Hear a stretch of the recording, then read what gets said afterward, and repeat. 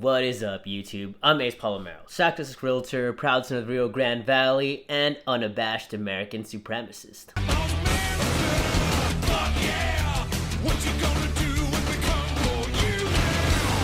Welcome to my channel. Today's video, we're going to be going over the CPI report, or the inflation report for March 2024, the jobs report, or the unemployment report for March 2024, and then we're going to dive into the housing market data for 4 of the metros here in the Greater McAllen area. So let's get rolling. Okay, so this is from the Bureau of Labor Statistics, the Consumer Price Index for March 2024.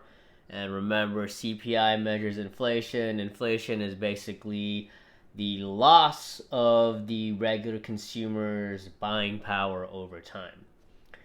So the big number is 3.5%. This is over the past 12 months. So comparing March 2024 to March 2023, everything in the index increased by 3.5%, meaning everything from that time period this year to 12 months before is more expensive by 3.5%.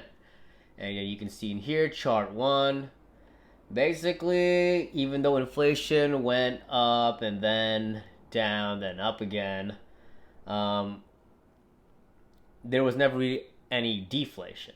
You can even see it right here. So like all the changes right here, it's all going down. They started going up again for both all items and all items minus food and energy. It doesn't mean things got cheaper. They just got more expensive at a slower rate. So the big things to take away that I highlighted was food away from home, 4.2% increase compared to the previous year. Index for limited service meals rose 5%, and for full service meals 3.2%. So one of my sayings that I've been saying since this year started is, yeah, we got food at home. Guys, our parents were right. There's food at home.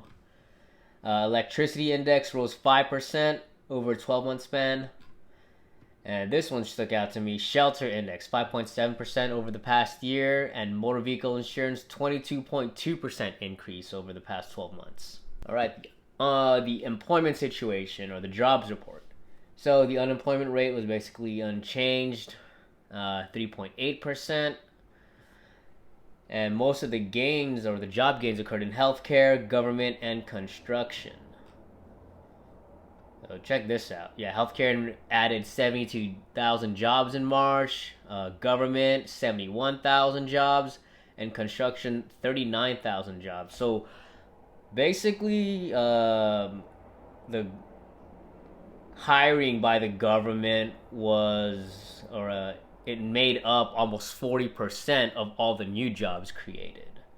And in my opinion, the government doesn't really add value to the economy.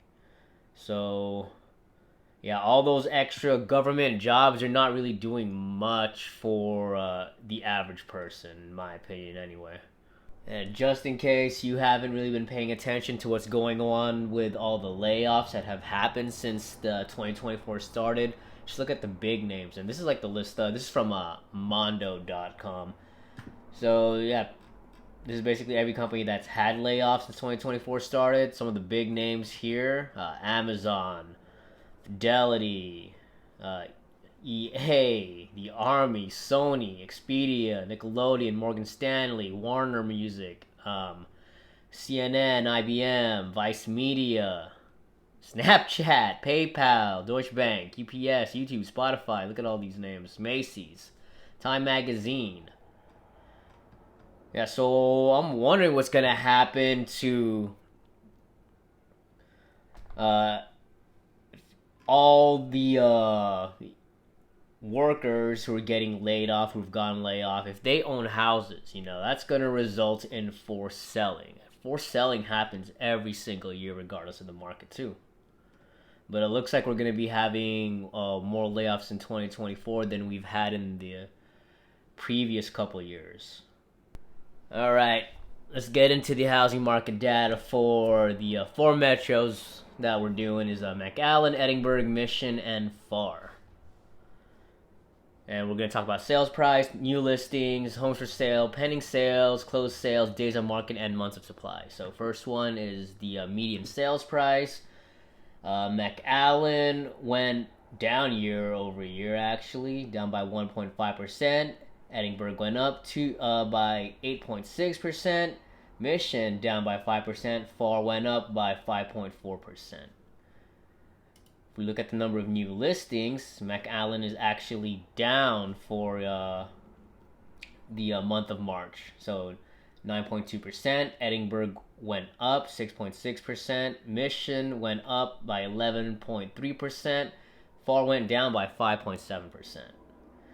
Total number of homes for sale, all of them are up. So for March 2024, McAllen's up 18.9%, Edinburg's up 53.8%, Mission's up 34.2%, and FAR is up 28.2%. Number of pending sales, so number of sales that went under contract. McAllen's down. Actually, they're all down except for Mission. So McAllen's down 9.5%, Edinburg's down by 10.9%, Mission's really no change, and FAR's down by 4.5%. So for the month of March, compared to the previous year, number of homes that went under contract is lower. Property type, single family. Number of closed sales, so number of homes actually went all the way to closing day. They're all down except for Edinburg. So McAllen down by 20%, Edinburg went up 13.7%, Mission's down 28.1%, and FAR is down by 29.6%. Days on market, so how long it's been on the house before it's sold. So McAllen down 8.3%, Edinburg is up 42.1%, Mission's up 25%, and FAR is down 10.8%. So homes in Edinburg and Mission are taking a little bit or significantly longer to sell. And finally, months of supply, and they're all up. McAllen up by 39.5% at 5.3 months of supply, months of inventory. Edinburg up 38.8%, so it's at 6.8 months of inventory. Mission up by 29.8%, 7.4 months of inventory, months of supply, and FAR is up 40% at 5.6 months of supply.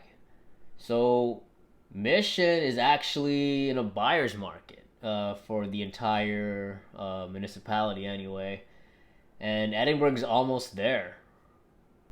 So from a super, high level point of view, it looks like in some cities here in the Greater McAllen area, median prices coming down. The number of homes for sale is actually more, so there's more inventory. Homes are staying on the market longer. One of the cities, Mission actually is in a buyer's market already. Now, we might see the correction start this year here in the Valley. It's already started to correct in other metros like Dallas and Austin. But all this data, though, is from city level view. Just remember, real estate's super local. You want to be looking at specific subdivisions and even the same street, if possible. But yeah, if you're gonna be buying a house in this crazy market, even in the Valley, just make sure you don't settle. I still think many houses are overpriced, especially when you're looking at the total payment compared to 2021, with the rates still being elevated and the prices really, for the most part, being unchanged. The difference in those monthly payments is ridiculous. Especially when you're factoring in the rising cost of insurance and taxes as well. But other than that, if you found any of this entertaining or educational, like and subscribe. Bye.